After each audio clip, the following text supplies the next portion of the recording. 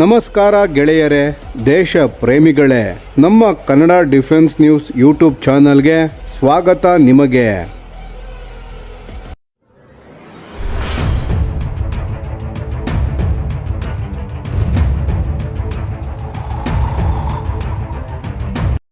ಭಾರತೀಯ ವಾಯುಪಡೆಯ ಭವಿಷ್ಯ ಹೇಗಿರಬಹುದು ಅನ್ನೋದನ್ನು ನಾವು ಕಲ್ಪಿಸಿಕೊಂಡಾಗ ಸಾಮಾನ್ಯವಾಗಿ ನಮ್ಮ ಕಣ್ಣ ಮುಂದೆ ಬರುತ್ತಿದ್ದದ್ದು ಹೊಸ ಫೈಟರ್ ಜೆಟ್ಗಳು, ಹೆಚ್ಚಿನ ವೇಗ, ಹೆಚ್ಚು ಕ್ಷಿಪಣಿಗಳು ಅನ್ನೋ ಚಿತ್ರ. ಆದರೆ ಈಗ ಭಾರತ ಸಂಪೂರ್ಣ ಬೇರೆ ದಿಕ್ಕಿನಲ್ಲೇ ಯೋಚನೆ ಮಾಡುತ್ತಿದೆ. ಮುಂದಿನ 20 ವರ್ಷಗಳಲ್ಲಿ ನಮ್ಮ ಭಾರತೀಯ ವಾಯುಪಡೆ ಯುದ್ಧ ಮಾಡುವ ವಿಧಾನವೇ ಬದಲಾಗುವ ಸಾಧ್ಯತೆ ಇದೆ. ಯಾಕಂದರೆ ಭಾರತ ಈಗ ಕೇವಲ ಮಾನವ ಚಾಲಿತ ಯುದ್ಧ ವಿಮಾನಗಳ ಮೇಲೆ ಅವಲಂಬಿಸದೆ ದೊಡ್ಡ ಮಟ್ಟದಲ್ಲಿ ಅನ್ಮ್ಯಾನ್ಡ್ ಕಂಬ್ಯಾಟ್ ಸಿಸ್ಟಮ್ಸ್ಗಳು, ಅಂದರೆ ಪೈಲಟ್ ಇಲ್ಲದೆ ಯುದ್ಧ ನಡೆಸಬಲ್ಲ ವ್ಯವಸ್ಥೆಗಳನ್ನು ನಿರ್ಮಿಸಲು ಮುಂದಾಗುತ್ತಿದೆ. ಸರಳವಾಗಿ ಹೇಳಬೇಕೆಂದರೆ ಭವಿಷ್ಯದ ಯುದ್ಧದಲ್ಲಿ ಆಕಾಶದಲ್ಲಿ ಹಾರೋದು ಕೇವಲ ಫೈಟರ್ ಏರ್ಕ್ರಾಫ್ಟ್ ಅಲ್ಲ, ಅದರ ಜೊತೆಗೆ ಹಲವು ಡ್ರೋನ್ಗಳು, ಆರ್ಟಿಫಿಷಿಯಲ್ ಇಂಟೆಲಿಜೆನ್ಸ್ ಆಧಾರಿತ ವ್ಯವಸ್ಥೆಗಳು ಮತ್ತು ಸ್ವಯಂ ಚಾಲಿತ ದಾಳಿ ಸಾಮರ್ಥ್ಯ ಹೊಂದಿರುವ ವಿಮಾನಗಳು ಇರುತ್ತವೆ. ಈ ದೊಡ್ಡ ಯೋಜನೆಯ ಹಿಂದೆ 3 ಪ್ರಮುಖ ಕಾರ್ಯಕ್ರಮಗಳಿವೆ. ಮೊದಲನೆಯದು ಘಾತಕ್ ಪ್ರೋಗ್ರಾಂ, ಎರಡನೆಯದು ಕ್ಯಾಟ್ಸಾ ವ್ಯಾರಿಯರ್, ಮೂರನೆಯದು ಭವಿಷ್ಯದ ಅತಿ ವೇಗದ ಯುದ್ಧ ವ್ಯವಸ್ಥೆಯಾಗಿ ನೋಡಲಾಗುತ್ತಿರುವ FUFA. ಮೊದಲು ಘಾತಕ್ ಬಗ್ಗೆ ಅರ್ಥ ಮಾಡಿಕೊಳ್ಳೋಣ ಬನ್ನಿ. ಘಾತಕನ್ನು ಭಾರತ ಅಭಿವೃದ್ಧಿಪಡಿಸುತ್ತಿರುವ ಸ್ಟೆಲ್ತ್ ಅನ್ಮ್ಯಾನ್ಡ್ ಕಂಬ್ಯಾಟ್ ಏರ್ಕ್ರಾಫ್ಟ್ ಎಂದು ಪರಿಗಣಿಸಲಾಗುತ್ತಿದೆ. ಸ್ಟೆಲ್ತ್ ಅಂದರೆ ಏನು? ಸರಳವಾಗಿ ಹೇಳೋದಾದರೆ ಶತ್ರುಗಳ ರೆಡಾರ್ಗೆ ಸುಲಭವಾಗಿ ಕಾಣಿಸದೆ ಕಾರ್ಯಾಚರಣೆ ನಡೆಸುವ ಸಾಮರ್ಥ್ಯ. ಅಂದರೆ ಇದು ಸಾಮಾನ್ಯ ಡ್ರೋನ್ ಅಲ್ಲ, ಇದು ಶತ್ರು ಪ್ರದೇಶದ ಒಳಗೆ ಹೋಗಿ ಮಾಹಿತಿ ಸಂಗ್ರಹಿಸುತ್ತೆ, ಅಗತ್ಯ ಬಂದರೆ ದಾಳಿ ಕೂಡ ಮಾಡುತ್ತೆ, ಅದು ಪೈಲಟ್ ಜೀವಕ್ಕೆ ಅಪಾಯವಾಗದೆ.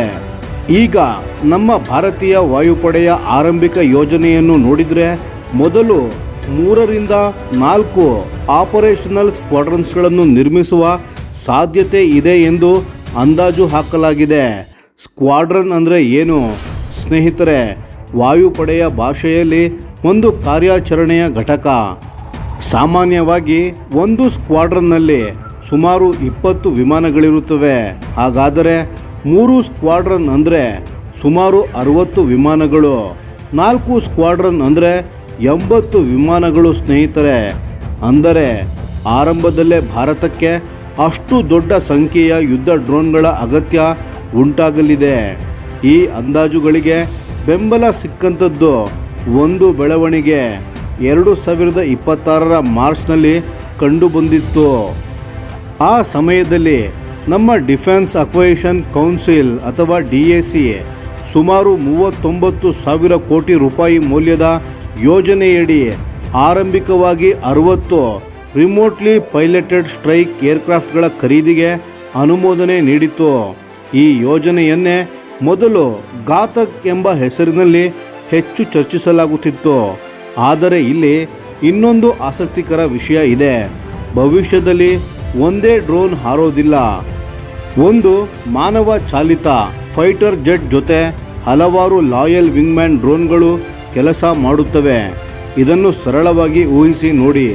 ಒಬ್ಬ ಪೈಲಟ್ ಆಕಾಶದಲ್ಲಿ ಹಾರುತ್ತಿದ್ದಾನೆ, ಆತನ ಜೊತೆ 4 ಅಥವಾ 5 ಡ್ರೋನ್ಗಳು ಕೂಡ ಸಾಗುತ್ತಿವೆ.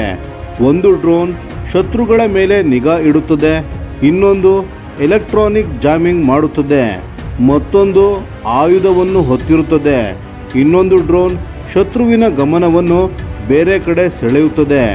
ಆದರೆ ಇವೆಲ್ಲವನ್ನು ನಿಯಂತ್ರಿಸುವುದು ಮಾತ್ರ ಒಬ್ಬ ಪೈಲಟ್. ಇದರಿಂದ ದೊಡ್ಡ ಲಾಭ ಏನು? ಕಡಿಮೆ ಅಪಾಯದಲ್ಲಿ ಹೆಚ್ಚು ಯುದ್ಧ ಶಕ್ತಿ, ಹೆಚ್ಚು ವಿಮಾನ ಕಳಿಸದೆ ದೊಡ್ಡ ದಾಳಿ ಸಾಮರ್ಥ್ಯ. ಇದನ್ನೇ ಆಧುನಿಕ ವಾಯು ಯುದ್ಧದ ಹೊಸ ಮಾದರಿ ಎಂದು ಹೇಳಲಾಗುತ್ತಿದೆ. ಇದೀಗ ಘಾತಕ್, ಕ್ಯಾಟ್ಸಾ ವ್ಯಾರಿಯರ್ ಮತ್ತು FUFA ಯೋಜನೆಗಳನ್ನು ಒಟ್ಟಾಗಿ ನೋಡಿದರೆ ಮುಂದಿನ ವರ್ಷಗಳಲ್ಲಿ ನಮ್ಮ ಭಾರತದ ಒಟ್ಟು ಅಗತ್ಯ ಸುಮಾರು 20 ಸ್ಕ್ವಾಡ್ರನ್ಗಳ ಮಟ್ಟಕ್ಕೆ ಹೋಗಬಹುದು ಎಂಬ ಅಂದಾಜುಗಳು ಬರುತ್ತಿವೆ. ಇದು ಚಿಕ್ಕ ಸಂಖ್ಯೆ ಅಲ್ಲ ಸ್ನೇಹಿತರೆ.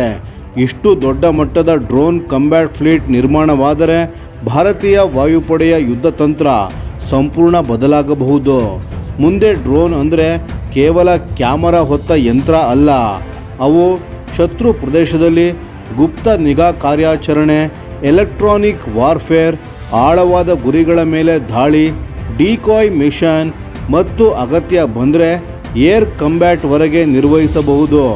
ಈ ಸಂಪೂರ್ಣ ಬದಲಾವಣೆ ಭಾರತದ 5ನೇ ತಲೆಮಾರಿನ ಯುದ್ಧ ವಿಮಾನವಾದ AMCA advanced medium combat aircraft ಜೊತೆಯೂ ಸಂಬಂಧ ಹೊಂದಿದೆ. ನಮ್ಮ AMCA ಯುದ್ಧ ವಿಮಾನ ಆಕಾಶಕ್ಕೆ ಹಾರಿದಾಗ ಅದರ ನಿಜವಾದ ಶಕ್ತಿ ಕೇವಲ ಅದರ ಇಂಜಿನ್ ಅಥವಾ ರೆಡಾರ್ ಅಲ್ಲ, ಅದರ ಜೊತೆಗೆ ಕಾರ್ಯನಿರ್ವಹಿಸುವ ಡ್ರೋನ್ ತಂಡ. ಅಂದರೆ ಕಡಿಮೆ ಸಂಖ್ಯೆಯ ಅತ್ಯಾಧುನಿಕ ಯುದ್ಧ ವಿಮಾನಗಳು ಹಲವು ಡ್ರೋನ್ಗಳ ಸಹಾಯದಿಂದ ದೊಡ್ಡ ಯುದ್ಧ ಪ್ರದೇಶವನ್ನು ನಿಯಂತ್ರಿಸುವ ಸಾಮರ್ಥ್ಯ ಪಡೆಯುತ್ತವೆ. ಒಟ್ಟಿನಲ್ಲಿ ಹೇಳುವುದಾದರೆ ಭಾರತ ಈಗ ಕೇವಲ ಹೊಸ ಯುದ್ಧ ವಿಮಾನಗಳನ್ನು ನಿರ್ಮಿಸುತ್ತಿಲ್ಲ, ಮುಂದಿನ ಪೀಳಿಗೆಯ ಯುದ್ಧ ಹೇಗಿರಬೇಕು ಅನ್ನೋದನ್ನೇ ಮರು ವ್ಯಾಖ್ಯಾನ ಮಾಡುತ್ತಿದೆ. ಇದು ನಮ್ಮ ಭಾರತೀಯ ವಾಯುಪಡೆಯ ಹೊಸ ಅಧ್ಯಾಯವಾಗಬಹುದು. ಸ್ನೇಹಿತರೆ, ಈ ವಿಷಯದ ಬಗ್ಗೆ ನಿಮ್ಮ ಅನಿಸಿಕೆ ಮತ್ತು ಅಭಿಪ್ರಾಯಗಳನ್ನು ದಯವಿಟ್ಟು ಕಾಮೆಂಟ್ ಮಾಡಿ ತಿಳಿಸಿ. ಧನ್ಯವಾದಗಳು.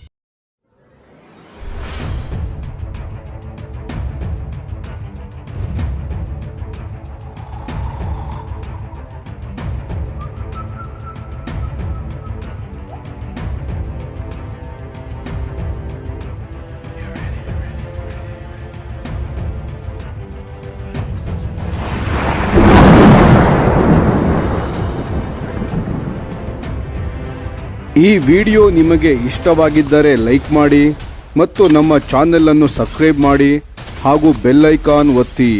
ಯಾವ ಅಪ್ಡೇಟ್ಗೂ ಮಿಸ್ ಆಗಬೇಡಿ. ಡಿಫೆನ್ಸ್ ಸುದ್ದಿಗಳನ್ನು ತ್ವರಿತವಾಗಿ ಪಡೆಯಿರಿ. ನಿಮ್ಮ ಬೆಂಬಲವೇ ನಮ್ಮ ಶಕ್ತಿ. ಭಾರತ ಬಲಿಷ್ಠವಾಗಲಿ ಎಂದು ಆಶಿಸುತ್ತಾ ಭಾರತ ಮಾತೆಗೆ ಜೈ. ಧನ್ಯವಾದಗಳು.